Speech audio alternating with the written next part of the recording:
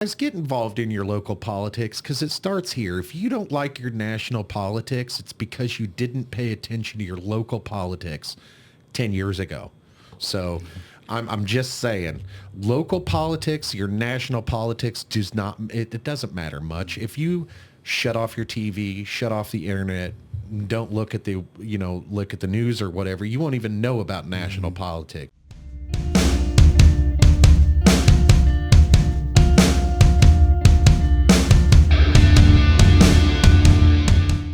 So Skyler Smith, you're running for state representative here in Missouri, representing District 10 in St. Joseph, Missouri. Yes, sir. Yep. There was a time there a couple weeks ago where things were looking like I might need to move to District 11. Yeah. Fortunately, it didn't end up working out that way, or it's looking like it's not going to end up working out that way. Right.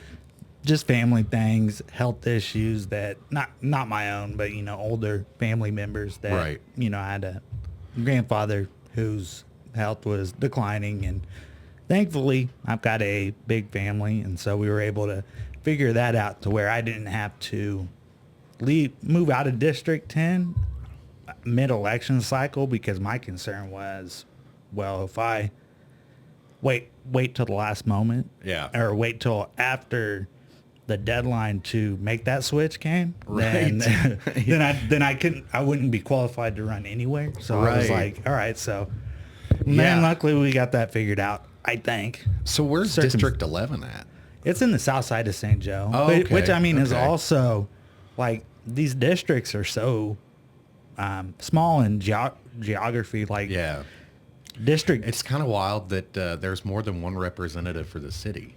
Yeah. Yeah, there's at least two. I think they might touch on three. I think it's just two, though. That's pretty wild to me. So what do you think about all this redistricting conversation? I don't know. So the way I look at it is, and with me having a legal background, it kind of gives me a different perspective. Yeah. Because there's a lot of people that are like, wait, you guys just redraw boundary lines and, for lack of better terms, gerrymander to a certain extent. Is it a practice that I love, just generally speaking? Absolutely not. Right. But it's been a part of U.S. history, like, for well over 100 years. Right. Something the Supreme Court's upheld. I mean, with a word like gerrymandering, I mean, that's got to be an old-ass word, right? Yeah, absolutely. Yeah.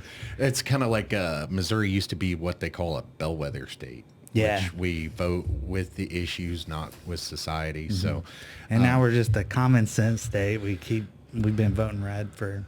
Yeah. When was the last? That's a good question. When was the last? Yeah, I wish we had a Jamie. Right? Where's Jamie at? Yeah.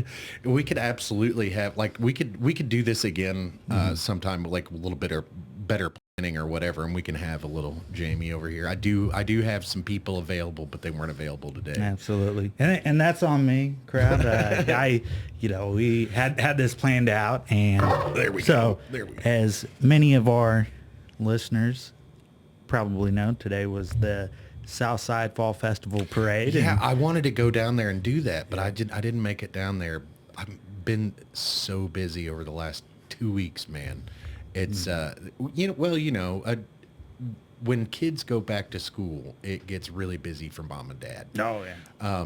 For the first month or two, and it's getting back into the cycle of things. Yeah. Do you have kids? I do not. So I have. Like, in a lot of my promotional materials, you'll see photos of me with my little sister, my little siblings. I still consider myself a family man. I love my family. Yeah. Spend a lot of time with them. They drive me nuts. I drive them nuts. But that's the thing about family. I love them to death, and vice versa. Absolutely, man. So I'm a big family guy, and I think the way the not necessarily the politics, I guess the social aspect of the right has gone more family centric, and I've been kind of liberal my whole life, but I'm more of like a libertarian, and for me, it's more about, I love big families. And it seemed like to me there was always some kind of, I don't know, like opinions on the left that says we shouldn't procreate as much as, we need to. And I just oppose that view. And that's when I started noticing things with my kids and the things that they were learning in school and stuff like that. It was just time to make a change in the way I was voting. And I thank goodness that I made the right decisions in life, that I can be sitting here today. But it's, for me, a big family and a big community is what it's all about. And so I'm glad that you share that view. Thank you. And, like are you representative in my area here? Yeah. I think we're pretty close to that line, that boundary. Yeah, I think you are within the 10th district boundary. I would have to. Actually, no, I think you guys might be in 11. Because it's from east to west. It goes, I think it cuts off on 28th Street. Yeah. Is the cutoff. Okay. So, yeah, you guys might I was looking at the district map before we come on here, and wasn't able to zoom in on it and find all the streets and everything, so it was a little difficult to kind of see. Well, plus they, like you said, with redistricting and things like that, even whether it's regardless of federal, state level, it happens a lot, and it really kind of throws a wrench in things as far as like, okay, what district am I in now? Yeah. I totally get that, man. It would be frustrating, I guess, for me, but once it was over, it's over for a little bit anyway. Yeah. I think it's done every 10 years, right? So we're just right in the middle of the cycle right now, I think. So yeah. So something you had said though about with the conservatives taking more of a family value approach. Yeah. I think what's attracted me to, because like yourself, like I have had Christian values, but have also had libertarian values where it's just like leave people alone. Let people live their lives. Yes. That's really live and let live has always been kind of something that has been not necessarily my motto, but just something that always made sense to me. Right. And so I think that within those bounds, like to the greatest extent, you should live and let live. Now, I think that there needs to be some common sense checks and balances, and I think that's where conservatism comes in. Right. And that's where those Christian values come in, where it's like, okay, we're going to live and let live.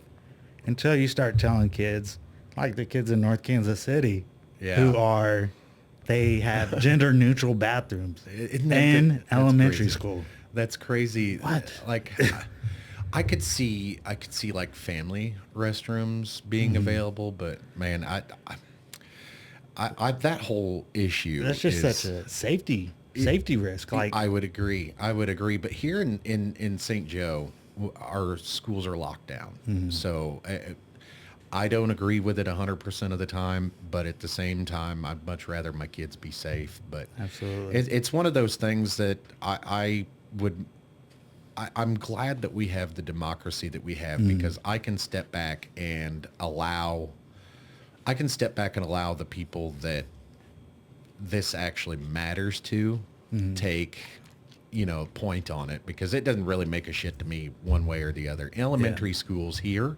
are like the only adults that are in the school is administrators and stuff. So I'm not too necessarily worried about it, I guess.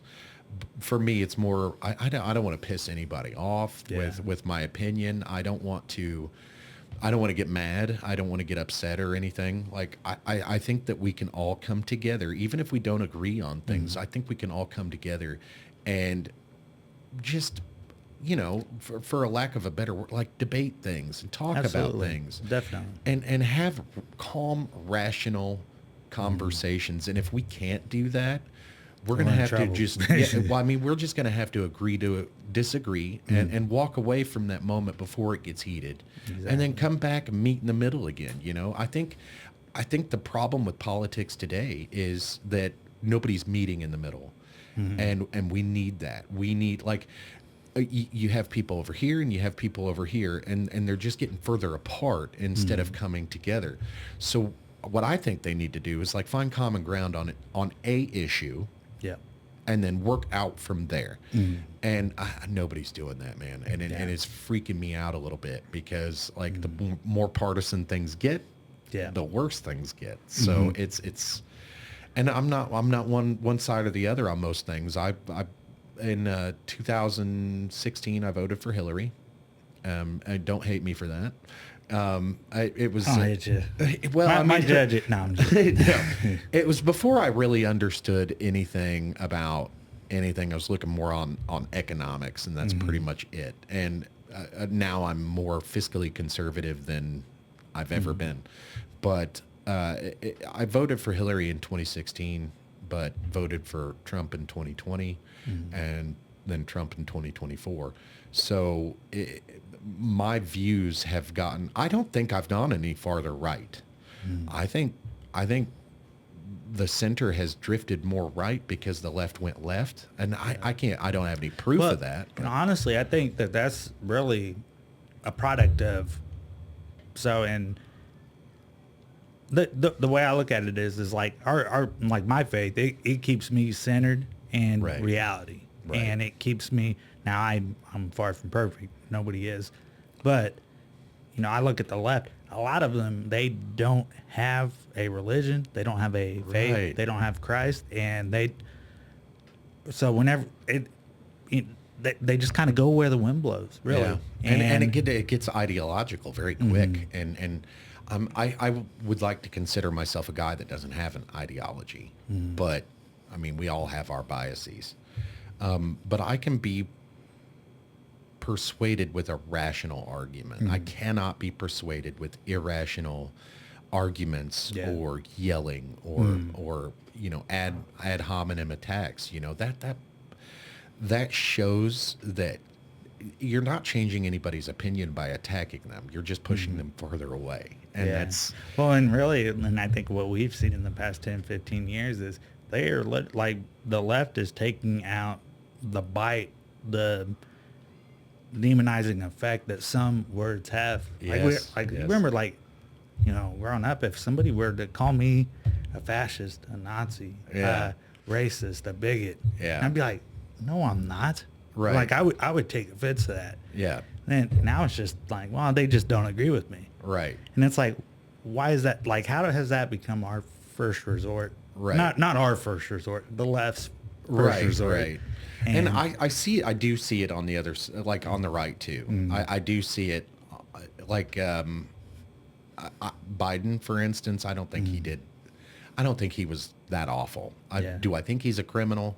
Possibly. Do I think there was some illegitimate stuff going on there towards the end? Yes, I absolutely do. But the job that he did, nobody can point to it and say it was that horrible. I blame more of the people behind him, because I do think, and I don't know how long it went on, or if it was for the entirety of his presidency, but the auto pen, him, I think he might have been asleep at the wheel for all 4 years. So it's kind of hard to contextualize and judge that, because it's like, what was him versus what was Kamala or somebody else in the background. And I don't know that it was even Kamala, because I don't know that she's actually making decisions herself. I think, and that's where a lot of people got concerned with her, is I don't think that anybody really thought that Kamala believed the things she said. Right. I can tell you the reason why I didn't vote for her is because, number one, I didn't believe anything that I didn't believe that she believed what she was saying, number one. But also because I didn't know her policies. I knew what her policies were coming into being vice president, and I didn't agree with those policies. They were very far left. But also, like Biden, when he came in, I could get along with some of the things that he was for back in the day. He's an old school Democrat, and I can ride with that. You know, like Bill Clinton, Hillary Clinton, and there was certain people on the left that did a pretty good job, and we can't say that they didn't. I think Bill Clinton did a good job for what he had to work with, but also like there was some decisions that were made, like NAFTA. NAFTA really screwed us, and I don't think Bill Clinton couldn't have come up with that on his own. Globalism was already set in motion by the time he came in, and I think it just went that direction, and he was at the helm at that time. And I think that's what we were seeing during the Biden administration, is what the right calls, quote unquote, the deep state. And I think the party was running things, and I don't think the ideas were that terrible. I think the implementation of those ideas went sideways, like the Build Back Better. I think that was a really good idea, and we should build back better. But the implementation of Build Back Better is where it went sideways. So, well, you know, that kind of reminds me of a class that I took last spring. So I was in originally I signed up for sports law, and then the professor was cool. Like there was no issues. It was just a matter of it wasn't as interesting as I thought it was going to be. Right. Like I thought it was going to be, you know, we would be talking about Pete Rose and you know, things like that. Yeah. It wasn't all it was cracked up to be. So I took a tax policy seminar where tax professors would every week present a paper that got published in a national law review. Yeah. So it'd be different people zooming in, and we would be expected to ask them a question. And man, it was, in some respects, my least favorite class because it drove me nuts. Yeah. The like just absolute ridiculous things I had to hear people write about. yeah. How like the child tax care credit's racist. It's like, what? That has nothing to do with race. Nothing whatsoever. It's actually, I mean, if people understood what it was there for, it's actually to encourage people to have kids. Yeah. I mean, if we're being honest, we have a population decline here in the United States, and we need, I mean, and it's not here just in the United States, it's everywhere. And it's hitting really bad in places like China, Russia, and those places are just terrible. And I think China, I was reading something that China's numbers could be almost 1 billion off.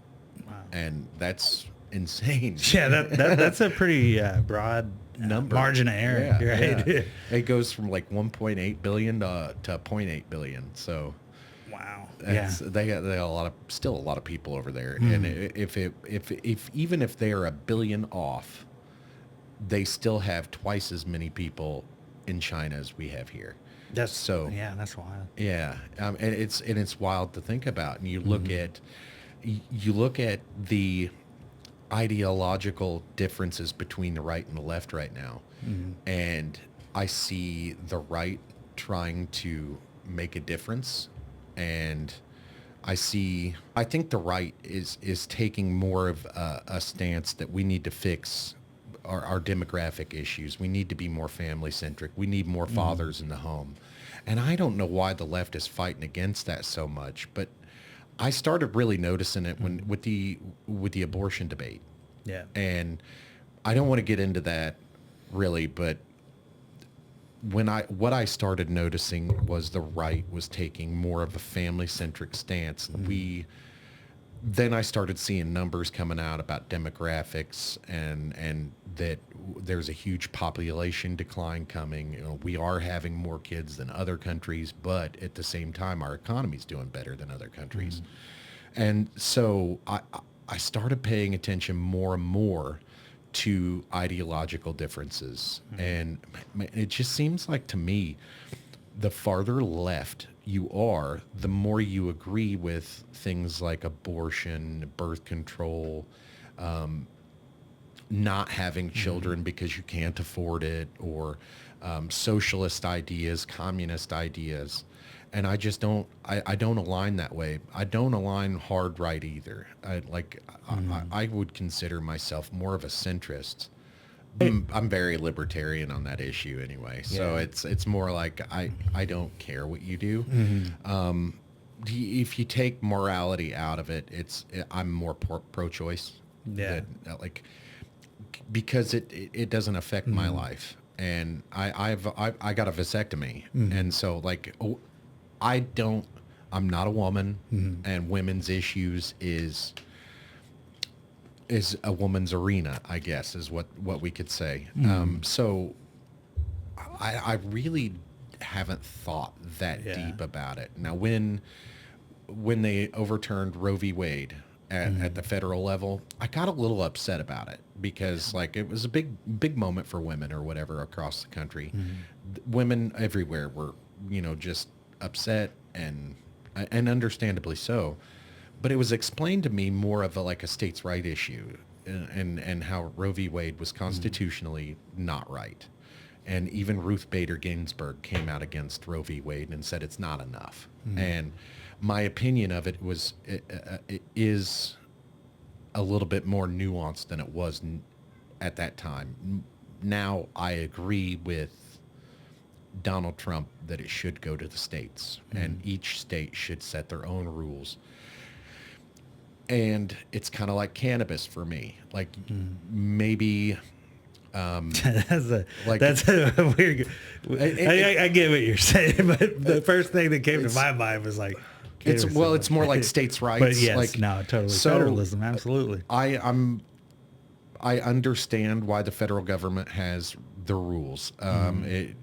Long time ago, whatever, but it went back to the states, and now cannabis is legal here. And I wanted to get into that a little bit because like the business aspect of Missouri, I think needs more help. Yeah. As a business owner here, I am limited by a lot of things that I have no control over. And I wanted to dive into that a little bit and talk about like tax incentives for businesses, bringing back manufacturing to specifically to the city. But if we could bring manufacturing back to the state as a whole, I would love that. And some of the things that I would like to see change in we wanted to talk about taxes as well. And you had mentioned that you were going to a tax class. Yeah. So actually, no, that's the funny thing. So I took tax policy last spring. Yeah. And they were like some of the papers I had to read from like some of the best professors in the world. Right. It's like, wow, man, common sense will take you so far. Yes. And I think that's, I don't even have the most common sense, I don't think, sometimes. Yes, and I agree. It's taken me. I mean, not with you having the most common sense, but people in general. I'm trying to think of some of the ridiculous things I heard in some of these papers, like just everything being racist and misogynistic and trying to keep people down. So my professor in that class, he was the... he wrote the tax plan for Obamacare. Yeah. And he wrote he worked with Elizabeth Warren on her deal. A smart guy, obviously very different ideological views. Yes. And I've got respect for him. But at the end of the day, the class was all about writing persuasive papers it was kind of a reaction or a response to the articles that we read. And we had a class full of like-minded individuals that he could have easily chosen as the top student for that class, the top grade.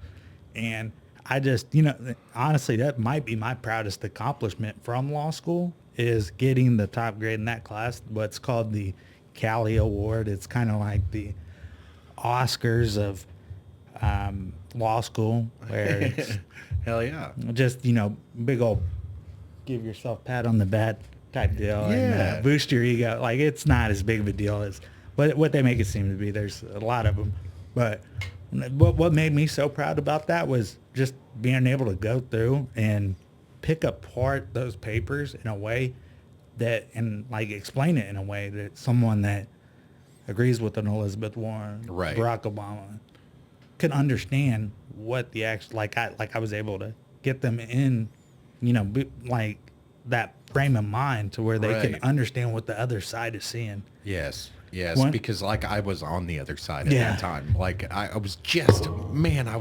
trying to make my family at that time. I did, what year was that? Like 2010? Oh, when like Obamacare? Oh yeah. I think it was 09. Yeah, 09, Yeah. 2010. Yeah. So I was right there just trying to make a family. My oldest son, my oldest kid was born in 03. My oldest son was born in 04. I had a son born in 09 and 2019. So I've got ages and stages there. Yeah. But I was just trying to raise a family at that time, and the cost of insurance went from $100 a week, which was a lot back then. $100 a week to it was like $250 a week, and my deductible went from $1,000 to $7,500 just overnight, man.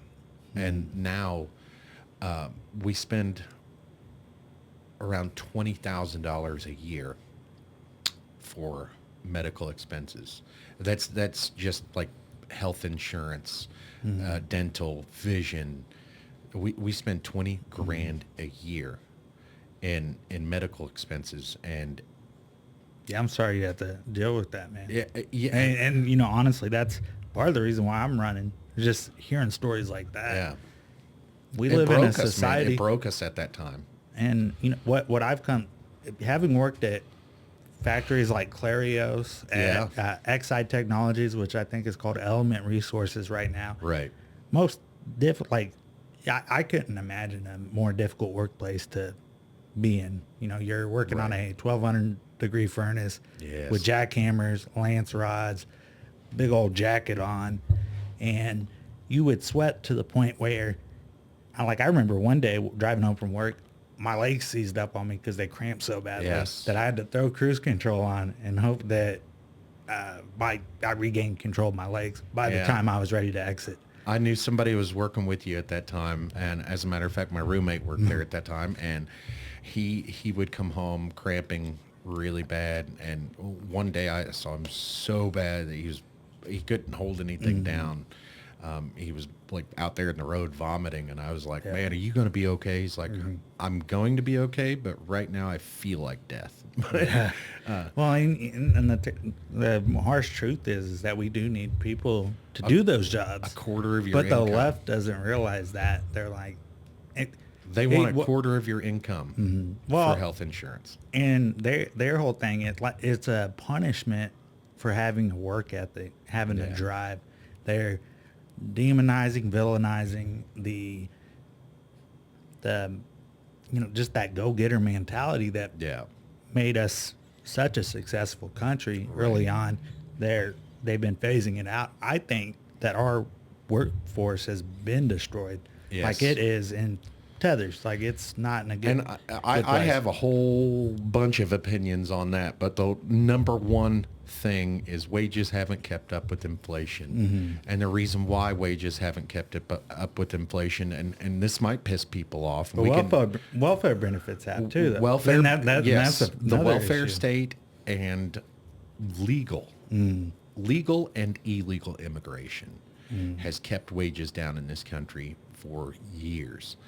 And it's not a very nice conversation to get into, because I have friends who have immigrated here from other countries. I have friends who came illegally and then became legal citizens. I've got friends all over the political spectrum, so it's not a very comfortable thing to talk about. But when you have a population that will come to the United States and not necessarily do the jobs that we don't want to do, because that's not what's happening. We will do those jobs if you pay us well enough to do them. Yeah. And that's the problem, is because they can outsource the help cheaper than what we can do it. Yeah. And not that we won't do it, but they're having it done cheaper than what we can do it. Yeah, because the standard of living is so low in some of these countries. Yes. And that's no knock on them or on those people. My heart goes out to them. But so have you ever heard of the lifeboat theory? Yes. So that, and I think first time we met, I might have even brought that up. And that's what my mind always goes back to. I mean, it's really just that simple. You only have so much room on the lifeboat before that boat's going to start sinking. Yeah. So it's like, I'm going to take in as many people as I can, as I reasonably can. Yeah. Once I get to that point, I just, I'm not like the left wants to keep just taking in people, taking in people. And it's because they're voting. Mm-hmm. And that's, I mean, we may even get to a point where we may have to start taking voting rights away. Now, I am of the opinion we should be giving more rights, for voting to the people, not taking away rights. And it's gotten to the point now where, like, the federal minimum wage is still below $8 an hour, man. Yeah, that is kind of crazy. Well, especially when you compare it to that's 2 gallons of gas. Yeah, especially compared to how inflated it is on the state level. Yeah. Like I think that, and like just from, and I think that's where we get into the problem with those amendments that were passed most recently. Is something will be put on to the ballot in simple terms. Yes. And explain like it's just a good idea. A week of worker paid time off. Yeah. Sick paid leave. Whatever the exact language of it was. Like, who's gonna pay for that? And it's like, well, yeah, let's vote yes for that. I mean, but nobody like. I'm all for giving power to the people, will to the people, right. But it's being done in such a way that it's intentionally slipping people up. Yeah. It's gutting the middle class. Mm-hmm. And the middle class is who pays for everything. And that's like, you want to talk about like tax the rich, and like the left wants to tax the rich. The problem with taxing the rich is the rich will leave. Yeah, the rich is like the Floyd Mayweather taxes. Right. You can't. Yes, they will leave. He's gonna slip. And if they leave, like, and they won't leave completely, right? Mm-hmm. I mean, they're still gonna have business here, but they're gonna extricate their money from our economy. Now, there's something to be said, like, there is plenty of places on earth a rich person could go to keep their money intact, and they will go to those places. But the middle class, we can't leave. And we make just enough to pay for everybody else, but not enough to pay for ourselves. And that's the problem's becoming so overwhelming. Oh, another thing I wanted to talk about today with you is utilities, public utilities. Electricity is like, since you live in the same city as I do, we deal with Evergy. And they got another rate increase this year. Yeah. And we are still paying for upgrades that we haven't gotten yet. And that pisses me off that the Missouri Commission gave them another rate increase, but there's no requirements for when they have to have this work done. There's no investment numbers that we get that they've already invested. And all I can do is sit back, and in the wintertime, I have to get emergency which is a great idea to have emergency backup power anyway.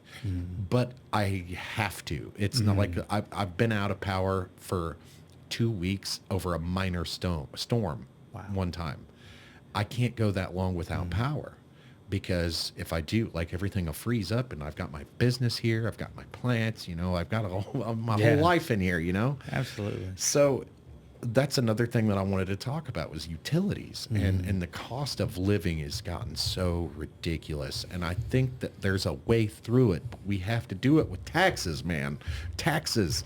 And that's a very touchy subject, because you got to lower taxes in these spots and raise taxes in these spots. Yeah, I don't know that we need to raise taxes. I don't know that we need to raise taxes. I don't think so. I think that we need to better spend the money that we have. I think we need to cut taxes. I agree. I tend to cutting taxes opens up the market. Yeah, exactly. Yes. People are going to want to come into Missouri. Yes. They're going to want to bring their business, their families, and like your chunk. You're going to think, okay, like, we're lowering taxes, right? That means we're going to have a deficit now. No. That's not true. $52 billion a year is how much our state spends. It might be more. And next year it'll be more, I guarantee it. Yeah. But a lot of that money goes to, and another issue, something I had brought up on like a Facebook poll that I did. Did you know that 1.5, I almost said 2 billion, 1.5 billion of our state taxpayer money goes to institutions of higher education. So the UM system, so like large universities are getting $1.5 billion. I did not know from that. our state, our money, and the federal government is subsidizing most of their student loans to where they're getting those students. They're able to get loans that would not be provided. They're just bad loans, right? The only thing that makes those loans good is the fact that you can't discharge them on bankruptcy. Right. And that's Now the you only can. reason. Yeah. Now you can. So Donald J. Trump fixed that issue. It's such an issue. Like, people are dying with student debt. Oh, yeah. You know, and so I remember when the for debt forgiveness, or the student debt forgiveness conversation first started, and I was like, yes, everybody. And then I started thinking about it. I would benefit from student debt forgiveness. Like, hey, me too, brother. I didn't go to school. I didn't go to college. I actually didn't even make it out of high school, but my wife did. So she had student loans. So I would have benefited, you know, by getting forgiveness. But at the same time, somebody has to pay for it, and that somebody is always the middle class. It's never the rich people. Went to trade school and went another route to where he didn't have to assume that debt. Exactly. So why should he have to? Yeah, exactly. Yeah. And so, by the numbers, it was going to be $2 trillion of bad debt for the United States government. And where's that money going to come from? And everybody's bitching about tariffs right now. I'm actually in favor of tariffs. Oh, me too. The reason why is because I think we need to go. Consumerism needs to go out the door. People just need to stop buying shit. I didn't want to talk that much about policy, man, because you get to talking about politics and sometimes it gets boring, and then you piss people off sometimes with your views. And I think sometimes we just need to handle issues as they come at us. Oh yeah, yeah. You know, honestly, I kind of like that approach. I think we should always be mindful, you know, and be doing our homework, right? Thoughtful, Right. But yeah, like that. In a lot of times with political commentary, you'll see that people will throw ideas out there when it's like, hey, that's not even necessary. Right. Nick Fuentes, he's a great example of it. Like, I've heard of him, but never watched him. I mean, like he says a lot of things that make sense. He also says a lot of things that are kind of crazy. Yeah, like he'll go from making sense to talking about extermination, and it's like, dude, chill out. We don't need none of that. None of that now. Yeah, I'm not a believer in all that shit. But no. Policy-wise, I like some of the things here in Missouri that I worry about is business, man. I worry about business. We need to bring business back, and part of that, like you said, is lowering taxes. Yeah. And regulation. Regulation is killing us. For an example, and this is a really hot topic in Missouri to talk about because there are so many against it. But cannabis, I think cannabis legislation can bring lots of dollars here to the state of Missouri, but we have to do it smart, you know. And I don't mind their licensing issue, like the licensing deals that they have, but there's no room for small business. And I think like these dispensaries are owned by large companies. There's no room in there for any profit for small business either. Yeah. And there's so much tax on it that the product is so expensive that people are just not spending the money. Yeah, and it kind of like it creates a separate problem of a Black secondary market. black market. Yeah. Where then whole half the benefit of having marijuana legalized, which don't get whether having it legalized or not is beneficial to our society. I think that's one of those deals where we're coming to realize that reefer mania, the madness that they had back in the day, they were pumping up our society with lies. They really were, and it was actually down to like the paper and the cotton industry, dude. And like I'm a big conspiracy guy, like for entertainment, not for serious reasons, obviously. Like I'm not a conspiracy theorist, but we were talking off air about like certain things do sound a little weird, like when there's that much smoke on things. And now you could go back and prove like what happened, and it was the cotton and the paper industry and the people behind lobbyists. I mean, pretty much that's exactly what happened. Was lobbyists lobbied against it and created a bunch of lies, and made it a racist thing, and ultimately we all missed out on a lot. But now people are starting, like you said, people are starting to understand a little bit more, and they're not as fearful of it. I know you got soccer moms taking gummies left and right. You know, CEOs sparking joints up. Yes. And I have smoked marijuana. I don't smoke regularly. I think that it absolutely can be therapeutic. Yeah. It has a lot of beneficial properties.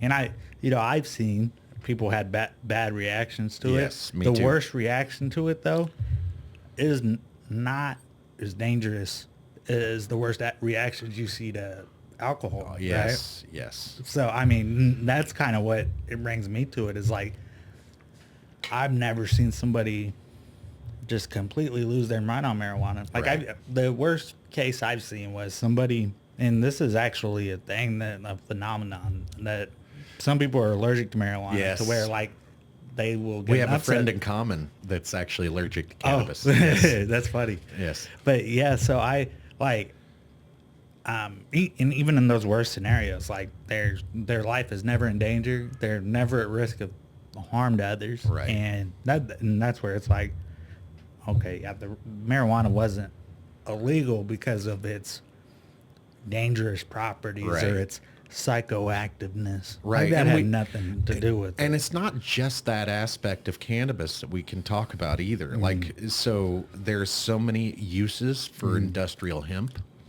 and textiles, and I noticed that like that's something that it's legal in all 50 states to grow hemp, but there's so many regulations around it, and it becomes Just makes it practically impossible. right. Yeah. It makes it a headache.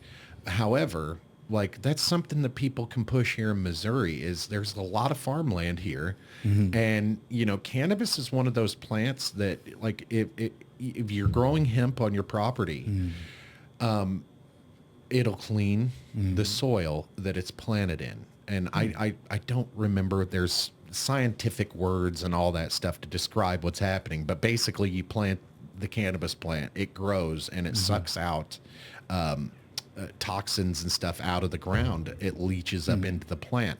So not only is it more sustainable in that aspect, it's also a cleaner.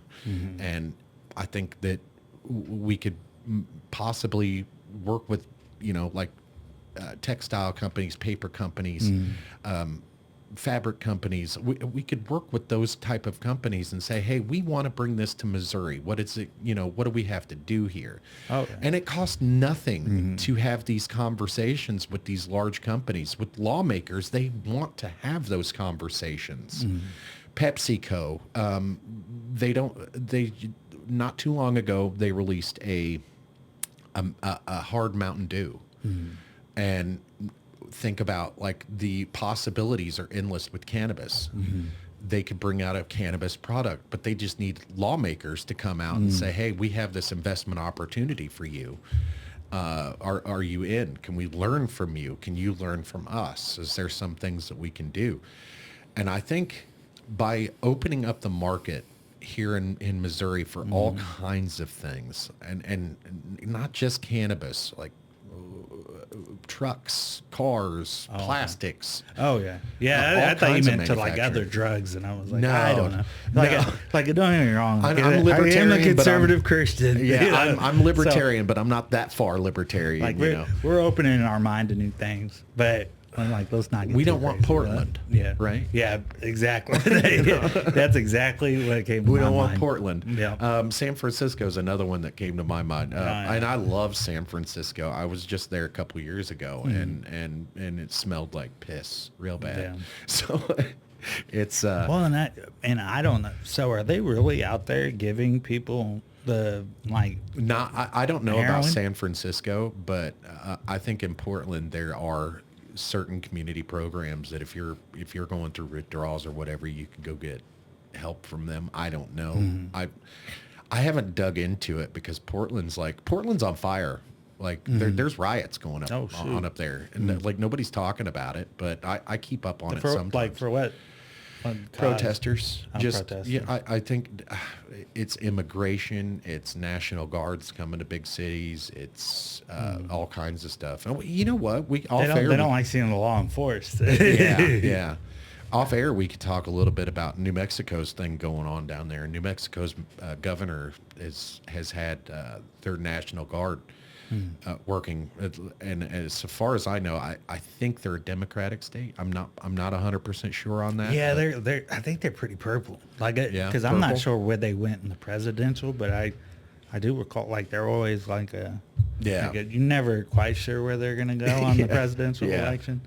So Missouri used to, like you said, they Bellwether. used to be bellwether, Yeah. like where it was like a pretty good indication of who's going to win. Yeah. I think that Missouri's grown in common sense as the Republican I think Party. education's gotten a little bit different. Now, don't get me wrong. Like, we are still lacking in education. My kids are products of the public education system, and we could talk about that off air because it's a hot topic. But well, and I think that's more of a flaw on the administrative state. Yes. And in a lot of ways, the growth of the administrative state is like, dude, bureaucracy. You're right, man, and it's a big bureaucratic mess, and I hate bureaucracy so much because you can never get anything done, dude. Even if you have a great idea, it shouldn't take as long to implement these ideas as it does. But you have, this person over here has to sign off on it, and then they have to send it to this department. This department has to have a meeting about having to have a meeting about having to have a meeting about having to have a meeting about this topic. Yeah. And that's freaking ridiculous. I don't like any of that stuff. I don't like even working with corporations that I had a sponsorship deal for the podcast that I let go because it got to, like, they were having a meeting about it in a month, and then after that meeting I got a call, we're gonna have another meeting about it in 2 months, and we'll get together. By the time you guys get done effing around, like, I'm not gonna want your sponsorship anymore. And that's eventually what I told him. I was like, listen, this is becoming more of a hassle than what it's worth. That's like, you guys aren't going to be paying me enough to have all these conversations with you about like what's approved and what's not. I'm just wanting to have a conversation. It's like handle your business or get off the pot. Right? Exactly. Really, and that's how a lot of institutions are. I think that's something that needs to be chipped away at is administrator. There are like important roles. Yes. Yes. I'm not here to diss on all administrators. I was a You need to have people willing to make the hard decisions and take responsibility for those hard decisions. Yeah. And take the heat like Donald Trump is right now for this country. Like nobody's going to like everything that he does. Like, I don't like everything he does. I like some things he does. Like, I don't like other things. However, he is taking the initiative to do this shit, and he's taking the heat of whatever comes along. He's making that decision. He's doing what should have been done all along. Yes. And he's getting the blowback from it because it's festered for so long. Yes. That It was always a now giant it's can such a to bad kick the can down the road. Yeah. And so now he's the one eating a big, feces sandwich, right? Yes, and yes. he's far from perfect, right? He's Right. made his mistakes, haven't we all? You Yes. know, we sin, fall short of the glory of God, and that's what I think is great about Christianity and salvation and faith. Right. I think that you look at Donald Trump's presidency.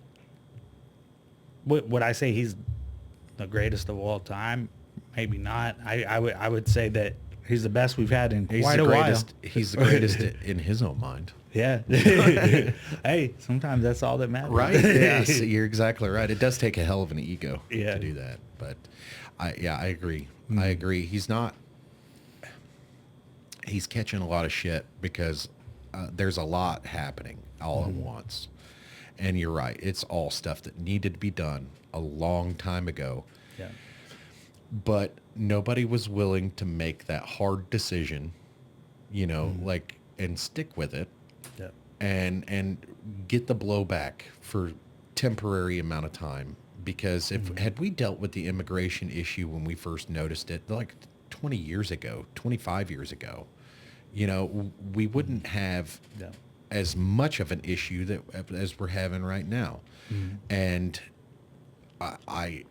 we have laws and rules for a reason, and those need to be enforced. Otherwise, we're going to have an issue of people coming here and not wanting to follow our rules. Oh yeah. Well, we've already got that issue, Yes. and it's getting worse and worse. Yes, and I think the biggest issue is they're coming here not wanting to assimilate. We've got people coming here flying foreign flags, which we'll give them the right to do. Oh yeah. Well, and we're not trying to whitewash. Right. That's Exactly. not the goal. We want people to be proud of where they came from. Yes. But also be proud of the land that you're living in. Yes. And Right. take That's some pride right. in that, because this is our country. Yes. And We wouldn't show up in your country and start changing your country. Like I knock on wood. I think some parts of our country would absolutely show up and do that kind of thing. But yeah, that's true. our citizens, we don't go to other countries and start protests and start fires and wave our American flag. Because Not on the riot. to be honest with you, I think that would be seen as an act of war in some places. If we went to some places around the world and we're flying our American flag while also causing trouble, some places would consider that an act of war. Why don't we? Why don't we consider that a problem when people are doing that? Our citizens have protections of our Constitution. We don't owe them a fucking thing, and it's becoming it's becoming such a hot topic issue that even talking about it right now, I'm getting emotional about it. I'm getting charged up, and I don't hate anyone. It's not that I hate. I want a better place for everyone, not just me, not just the people that are coming in. I'm thinking about my kids. What kind of city, what kind of state, what kind of country are we leaving for our kids, man?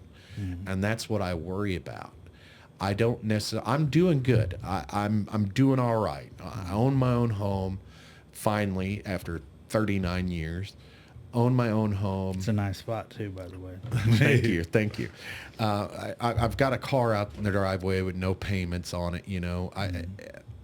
I am in such better spot than a lot of people. I often feel like I don't have a right to complain. But you know what? I'm mad, dude. I'm mad because just 5 years ago, I was going on 2 vacations a year. Dude, I can't break away. Not only do I not have the time to break away because I'm hustling so much, I don't have the money, dude. I can't afford to go anywhere. And if I feel like this with as good as I live, I can't imagine how people that aren't as well off as I am.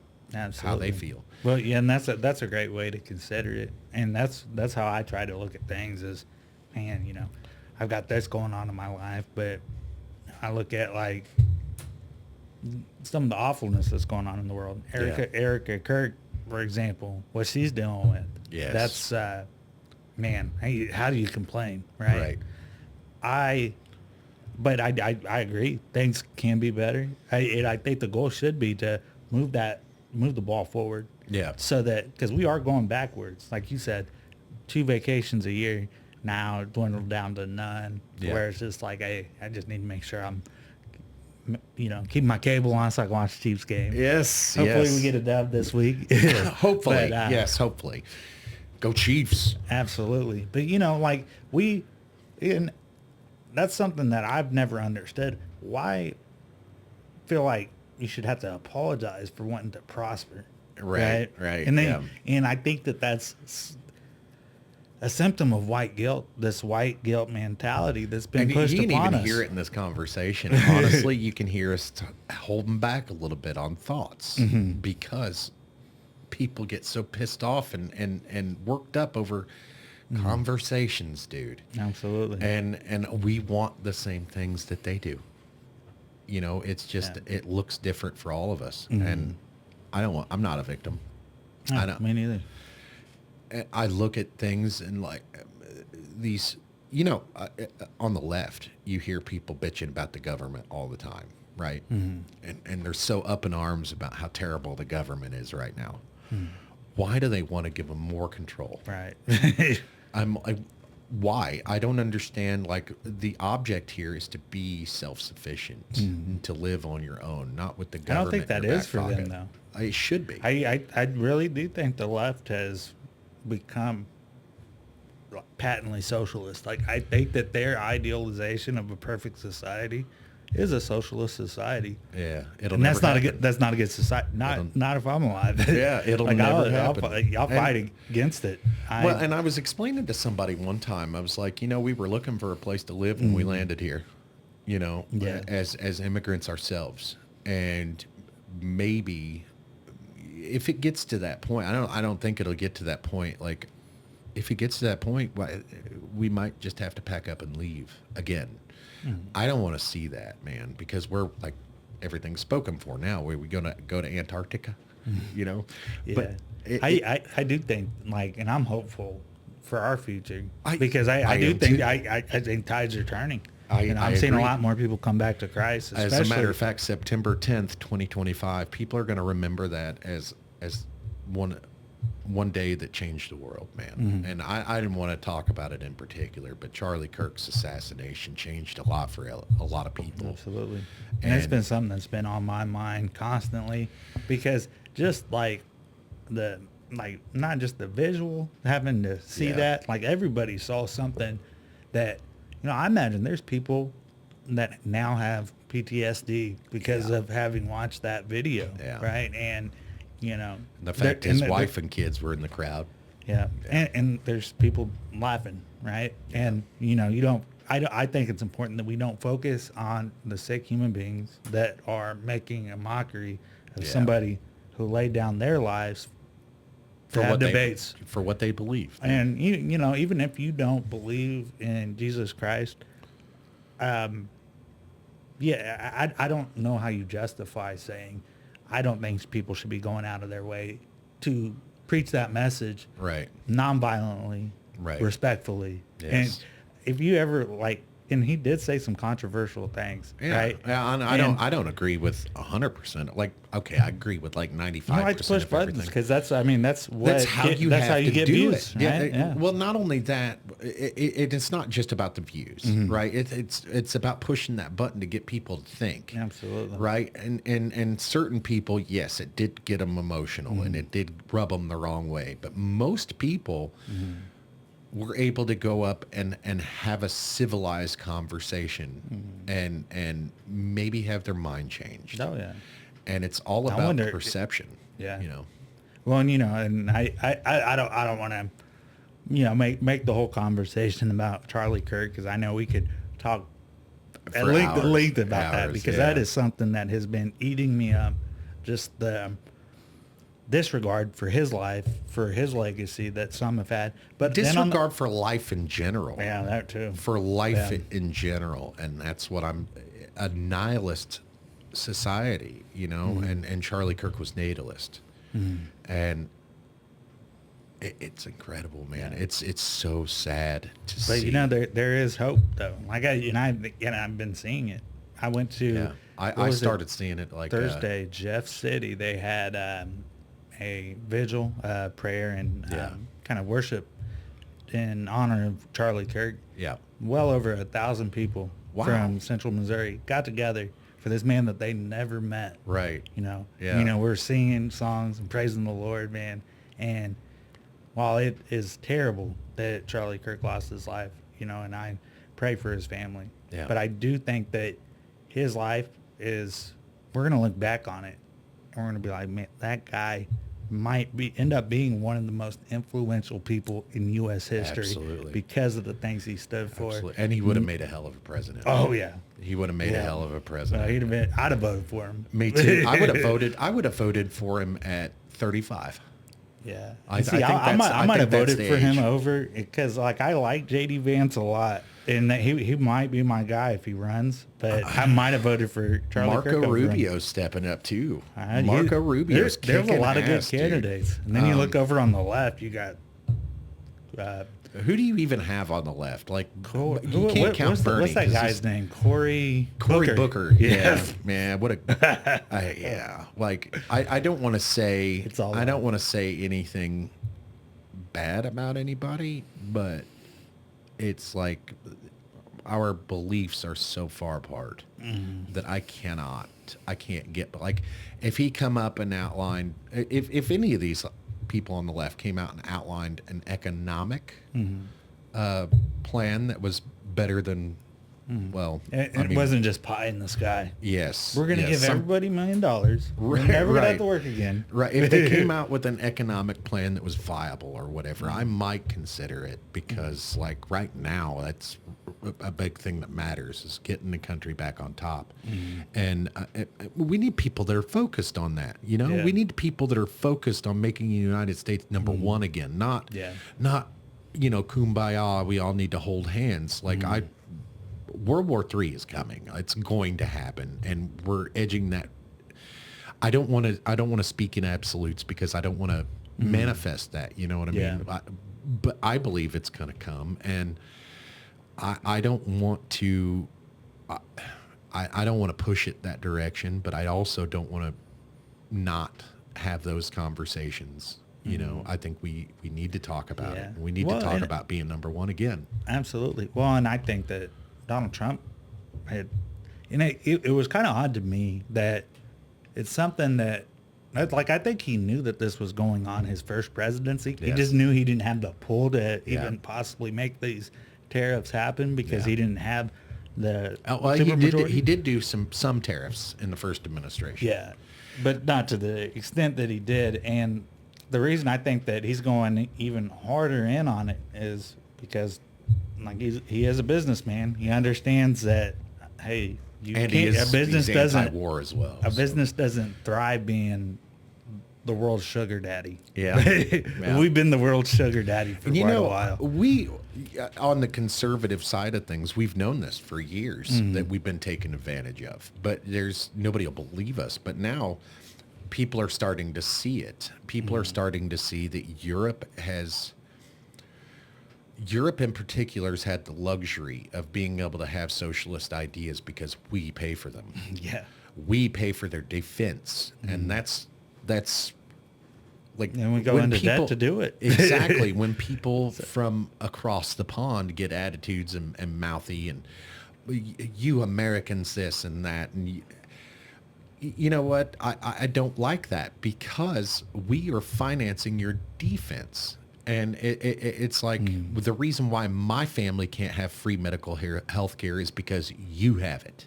Yeah. And they won't look at that conversation that way. They'll look at it as, we subsidize every damn government that is allies with us. Well, and the left wants to frame it as charitable giving. It's not charity, it's vanity. Yes, right? You're not saying, I want to donate money. It's not for their benefit, it's for ours. If you want to donate some money to your... Yes. Don't say, hey, you need to donate that. Right. This guy making $50,000 a year trying to support his children. Right. Hey, don't tell that guy what he needs to do with his money. Right. The extra amount you've got, if you want to give that to charitable organizations, go right ahead. Yeah. I think you should. I think that... we need to get back to that. I think that the government is the worst charity that you could contribute to. We've actually just started having that conversation about NGOs, non-governmental organizations, and how big of a bullshit suck money suck that those things are, those organizations, non-governmental organizations being funded by your government. How twisted is that? And it's double dipping is what it is. But we've just now started having that conversation about USAID and hell, even the Red Cross is in on it. Yeah. And it's giant slush funds that they have to justify their reason for existing. So they throw their name behind a cause. And then you look at these giant slush funds and then you ask the question, how much actually makes it to its destination? And they say less than 10%. And the rest of it goes to administrative shit. And their CEO makes millions of dollars. And why is the CEO of a charitable organization making more than $100,000 a year? Let's just say it that way, because like hardworking people in the factories don't make $100,000 a year. Teachers don't make $100,000 a year. Police officers don't make $100,000 a year. You know, like at least not here anyway. Firefighters don't make that much, and it pisses me off that these people are. What are they doing? Like they're running a charity, and also being paid well, very well, compensated very well for this. And then you look at the numbers and how much are they actually helping? You know, you can look at the fires in California for an example. It shouldn't take $1 trillion to put out a fire. It should not, you know. And it's so ridiculous, but they'll justify all that spending just to say like, oh, we added 100,000 jobs to the job report this year.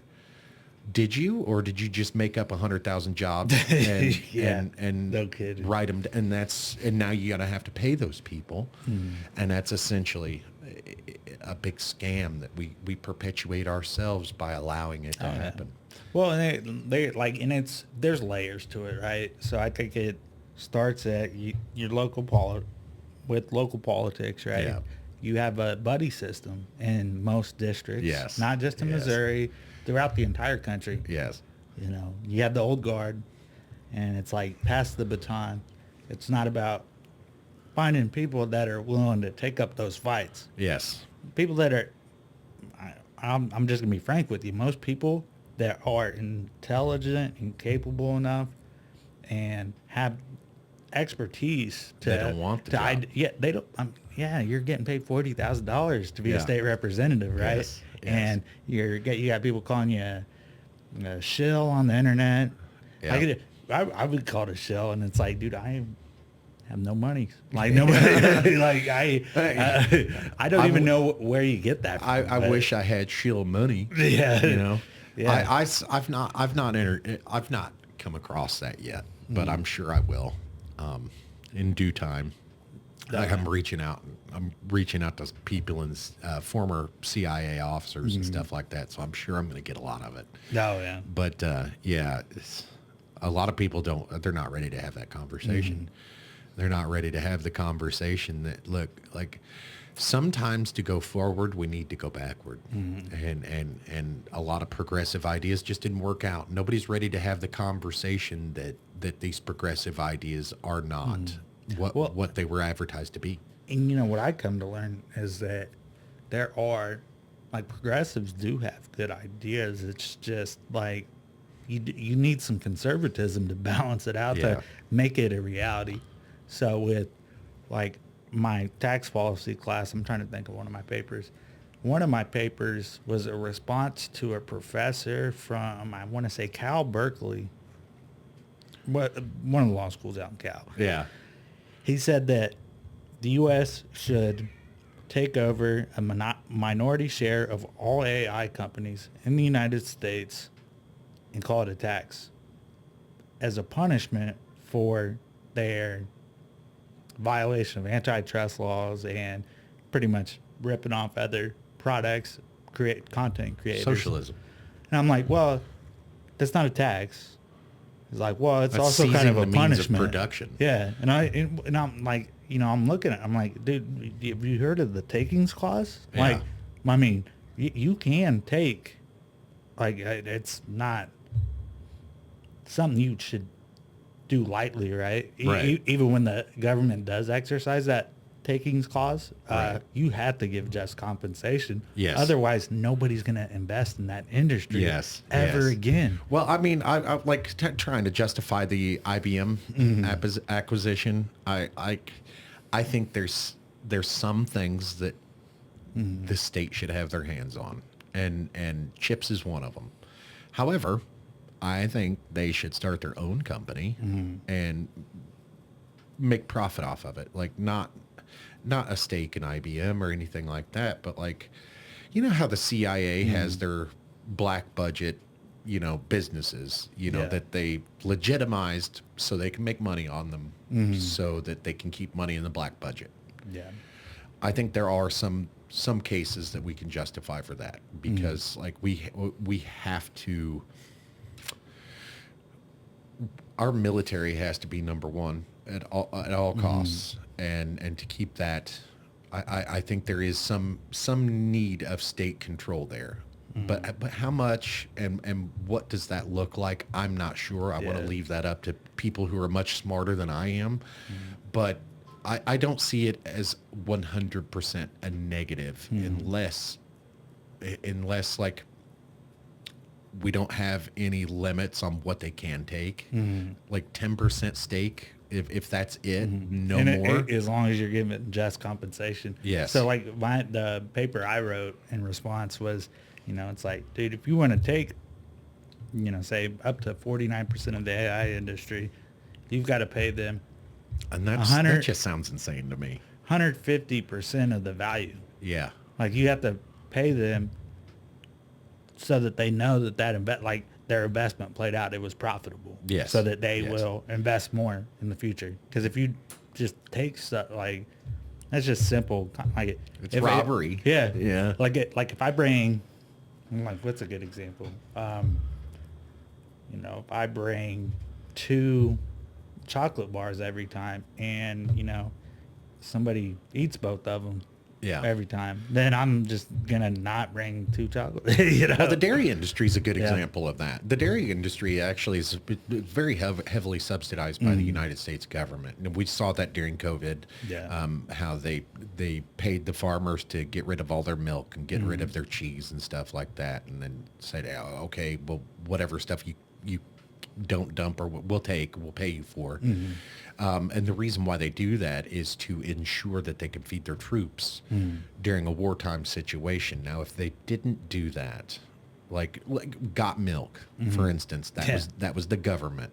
All the 100% real cheese, all that, they work with places like Pizza Hut and Little Caesars and stuff like that, Domino's. Yeah. That's all government subsidized, and the reason for it is so we can be prepared in the need. But we can't. It's a double-edged sword. Yeah. Because not only do you have to subsidize it, but you also therefore cannot let it fail, and that it presents a huge problem, and which is how we get to a place where we are exporting more dairy than what we're using, and it becomes a giant machine. But it also makes a lot of money as well. And I do think that in the world of welfare, if we want to rank things, I do think that you always want to take care of your farmers, because your farmers, your truckers, I am working class through and through. My granddad was a trash man. My other granddad was a dog catcher. Well, it wasn't the most popular. You used to work in a factory right down the street, sir. And I know that for sure. Yep. My good friend worked with you, so I agree. Yeah. I think people need to. We also need to look inward and how do we want to present ourselves to the world, right? Do we want to present ourselves as a bunch of pansies that can't do anything or don't want to do anything.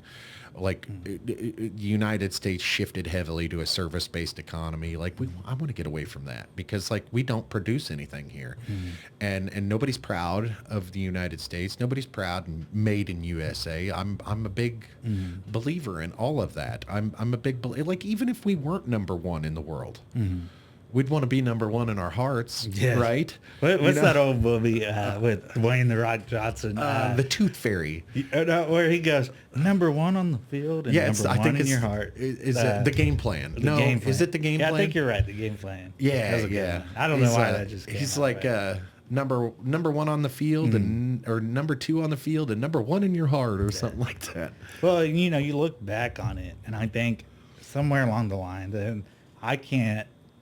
And it's something I probably ought to look into even further. I don't know at what point the United States started to lose that sense of self, that sense of pride, because I think our country's lost its identity. NAFTA. NAFTA? NAFTA. The North American Free Trade Agreement. It was when corporate America sold out the blue collar working class and said, we're going to ship everything to China. We're going to ship everything overseas and then we're going to ship it back. And did you know, like there's still a heavy profit in that. Like they have this shit made for pennies on the dollar in China, right? They ship over a bunch of stuff to China. Isn't that how we have Temu? Yeah. And don't get me started on that. It's subsidized by your tax dollars on the postage.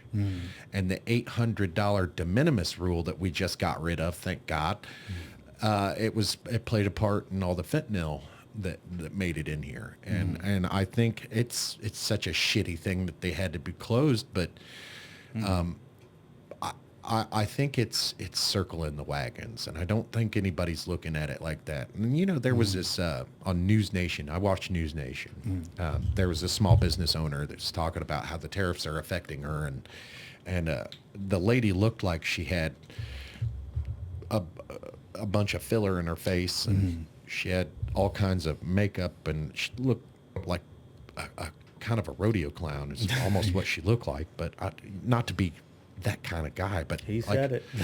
Not to be that kind of guy, but it's at the same time, the business that she had was just selling just crap. It was one of those gem in a box is what it was called, I think. But you wrap it around your midsection and it sends electrical pulses. To tighten up. Yeah. Yes, it was one of those things. Cheap piece of shit made in another foreign country and shipped here. And they had a decent price on the box and everything. And this lady's going to miss out on her money is what she's, my business is struggling. I'm going bankrupt. Well, like, to be honest with you, you have no business. You had an idea-ish that you designed something and then you asked somebody else to make it and that somebody else made it and they're shipping it to you and you're shipping it to somebody else. Basically, you're a fucking middleman. Yeah. Congratulations. We need less of you and more of the people that actually... Innovators. Yes, exactly. And I'd hate to... It's gotten to the point where we have to talk to people like that. Like, they don't understand, like... Yes, you are a business owner, but what are you producing? You're not producing anything. You're buying it, and then you're selling it. That makes you a middleman. Yeah. And or a simple drop shipper. Like, yes, you are technically a business owner. Yeah. But you're not producing anything. You had an idea. You hired it out. Somebody's shipping that product to you, and you're mailing it to somebody else for a profit. Yeah. Yeah, and when your business model is something like that, where you rely on the supply chain so heavily, then you have to have, you don't have to as long as things always work out. But you got to diversify, right? You've got to, yes, that's the name of the game. Different avenues. You can't just... And you can explain it to people as simple as, don't put all your eggs in one basket. Yeah. And it's easier said than done. I will say that. I think we all kind of can get into that where it's like, there's one thing for me running for this seat, this election is probably, beyond my, outside of my faith and family is the most important thing to me. And I gotta remind myself, hey man, you need to hop on the treadmill. I've gained a little bit of weight You got to too. hit those books, like, because I'm in my last year of law school, and I need to make sure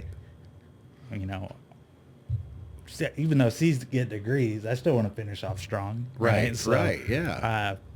And I've never heard that. C's get degrees. yeah, C's get degrees, but I like to take pride in my work. Yeah, And yeah. so even though I can get by without maybe studying as much as maybe not as much as my peers, because I think my peers most of them get away with not studying as much as others as well. There's different levels to it. I got lucky and didn't.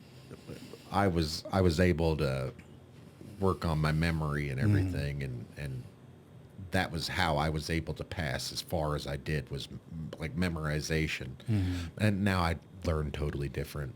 But that's another thing that, like, we can talk more about this on the next podcast, but absolutely, another thing that I worry about is young people. I'm just having a few conversations with young people. They a lot of them don't like to learn, and none of us liked school, like I'd say probably 90% of the population didn't like school. And the other 10% are the academic people who didn't mind school. It's not that they loved school. They didn't have anything like exactly. Well, I had a coach who used to say things like this, like, he would tell guys, hey, I forget the guy's name, great guy, passed away a few years ago, but he used to say, hey man, if you don't work on these free throws and layups, everybody's gonna be at prom while you're working on free throws and layups. Yes. But that reminded me of, like, just kind of academics. Those people, they enjoy doing that. Like, right. You don't want to stop learning. That's the point, is like, we don't have to be in school to learn, and we don't have to only learn in school. And just because you graduated high school or just because you graduated college does not mean you get to stop learning. What that means is... And it certainly doesn't mean, like, you get that paper saying you're educated. Yeah. There's been debates on that. I don't know. Educated, indoctrinated, like, it's a fine line. It's almost the same thing, right? Yeah. I'm with you on that. Again, that's a whole different conversation for a different podcast, but you got a dinner coming. Yeah. So I don't want to keep you late. I actually do have a dinner here in a little bit, but we could keep going for a little bit. Okay, sounds good. Just let me know. It's another conversation for another podcast, but like indoctrination, you ever heard of Yuri Bezmenov? I have not. So he's an old Soviet defector who came over here and was sharing some of the KGB's whatever, and he talked about ideological subversion, and we've been talking about it a little bit during this podcast about how did we get so far left. And I think it's basically a product of good times, not having a whole lot to worry about as far as economics, not having a whole lot to worry about as far as wars and whatever. It's a side effect of that, and it's also a side effect of outside influences. And what I mean by that is Yuri Bezmenov, back in the 80s, 90s, came out and was talking about how the Soviets were into this whole ideological subversion, and where they were going to start is the institutions. And if you fast forward from the 90s, I could see exactly how it worked. And I'll share it with you off the air. Yuri Bezmenov, and he does this, it's like an hour and a half long conversation with someone, and he lines out exactly how ideological subversion worked from the Soviet end. And it's very interesting. And I think people need to watch that, because it's like, how do you know you're indoctrinated? Like, how it happened to me was my whole worldview was turning upside down, and I had to look at it objectively and, like, what is happening? Why do I feel the way I do? And not everybody does that. Yeah. So it's always nice to understand that we don't stop learning just because we get out of school. I think most learning happens outside of the classroom, and I know that for sure. Most learning happens outside of the classroom. Oh, completely, yeah. Keep that in mind, everybody, because it's like we have a responsibility to know things that we're talking about. Yeah, I talk a lot of shit here on the podcast, but it's a very short conversation, just an hour, 2 hours, 3 hours. That's a very short snippet of how I think. Yeah. You know, and you're seeing the real me on this podcast, and I am genuinely this way. I'm just more curious every day about everything than I was the day before. Oh yeah. And I know nowadays it's kind of hard not to be, right? Right. You're like, what's true, what's real, what's not. That's exactly how we get to the spot where we're in, is because people just stop that critical thinking. And I can now, about 90% of the bullshit that I come across is it's so obvious. And the other 10%, I just digest it with everything else. But it's amazing to me how I can read something and I can hand it to you, and you can read the same thing that I read, and you two totally different things out of it. Yeah. Based on our worldview, our faith, and keeping that in mind, we also have to vote that way. We also have to vote knowing that the person across from us may not feel the same way we do, which is why it's important that we all go vote. I think 50% of the country showed up for the 2024 election and voted one way or the other. That's pretty good. Yes. Historically speaking, yeah. It's very, very good, it's kind of suspect, but approximately 50% of the country came out and voted. And you have to look at the demographics of the other 50%. You got children, you got people that, immigrants and all that kind of stuff. So it is wild to me that we did have that turnout. And because we had that turnout, we had the results that we got. Yeah. The more people that get out and vote, the more people that that go out there and have their message heard, that have their opinion heard, even if you got to do it silently through a ballot, get out there and vote. Let's wrap this up, and I'm going to leave you guys with this: vote Smith for 10th, and I'm actually really close to the 10th district, and so we're going to talk a little bit more off the air. But guys, get involved in your local politics, because it starts here. If you don't like your national politics, it's because you didn't pay attention to your local politics 10 years ago. So I'm just saying, local politics, your national politics it doesn't matter much. If you shut off your TV, shut off the internet, don't look at the news or whatever, you won't even know about national politics. It doesn't matter that much to your life. But local politics, local politicians like Skyler here, they make a difference. Get out there and vote. Get out there and let your feelings be heard. Right, left, center does not matter. If we get enough people out there to vote, the consensus will make the rules, right? If there's more people that on the left that go out there and vote, you can outvote us.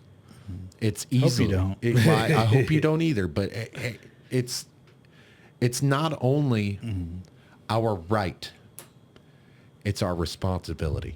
And to get informed, like you said too. That's a big important part Absolutely. of it. Thank you again for having me on here. Absolutely, man. I've had a great time, and we're gonna do this again. Absolutely. But we might have to make this like a weekly or monthly deal. Hell yeah! Hell yeah! We'll see you guys later.